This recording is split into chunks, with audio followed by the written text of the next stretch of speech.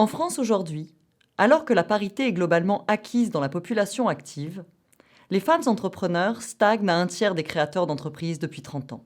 Pourtant, depuis les années 2000, se mettent en place de réelles volontés étatiques pour soutenir les femmes par le biais de mesures nationales, de politiques publiques et familiales, proactives et incitatives. Pour mieux comprendre cette réalité entrepreneuriale, nous avons réalisé une étude sur une cohorte de près de 50 000 entrepreneurs, âgés en moyenne de 43 ans, et répartis sur la France entière. Les premiers résultats descriptifs valident la part des femmes entrepreneurs à 31%. Ils montrent également la difficulté d'être mère et entrepreneur. Tandis que 57% des entrepreneurs ont des enfants, seuls 18% sont des mères. De fait, la France promeut encore un modèle de la famille dans laquelle la femme endosse le rôle de la femme au foyer active. Le soutien à la maternité mis en place pour favoriser l'emploi des femmes tend à maintenir des barrières subtiles, enracinées dans des stéréotypes et des rôles sociaux traditionnels. Nous avons alors testé l'impact de la maternité sur les 3 éléments centraux de la réussite entrepreneuriale, à savoir l'accès au marché et à la monnaie, ainsi qu'aux compétences en management. Tout d'abord, en raison du contexte institutionnel national et régional français, les femmes et les mères devraient se distinguer des autres entrepreneurs par rapport à l'accès au marché. Concernant le secteur d'activité, les femmes restent cantonnées à des activités historiquement à prédominance féminine. Cette influence est encore plus nette pour les mères, qui se restreignent à 2 grandes catégories, vente, transport et restauration, et autres services, soit en généralisant le commerce et le soin à autrui en majorité. Concernant l'innovation, il y a bien un effet négatif sur les femmes et les mères entrepreneurs qui intègrent peu le secteur de l'innovation. Inversement, être une femme a un impact positif fort en termes de produits et ou de services innovants. Plus intéressant encore, être mère renforce l'innovation dans le produit et le service, et même inverse l'effet négatif pour l'innovation des ventes, les mères étant plus innovantes que les autres entrepreneurs. Ensuite, toujours en raison du contexte, les femmes et les mères devraient se distinguer en termes de management.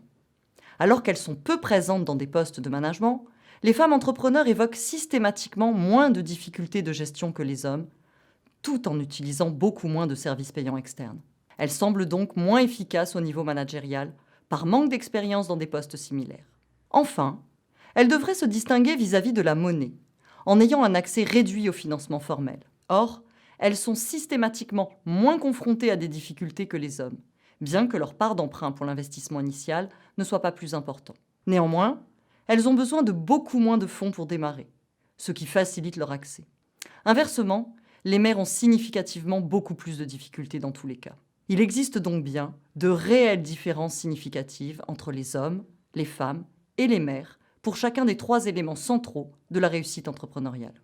Cette étude confirme que malgré un changement positif du contexte institutionnel pour les femmes et leur propre évolution professionnelle, les secteurs d'activité et les capacités d'innovation demeurent genrés.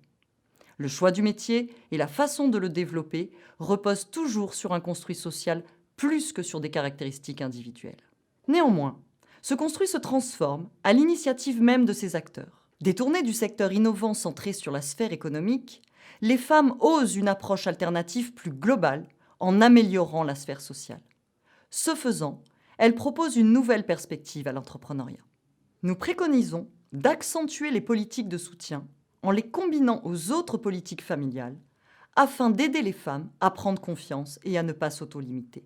De même, il est important d'instaurer de profonds changements dans le monde entrepreneurial en éliminant les barrières artificielles créées par les mesures classiques de la performance et de la réussite. Il faut en créer de nouvelles, englobant un plus large éventail de réalités, notamment celles des femmes et des mères.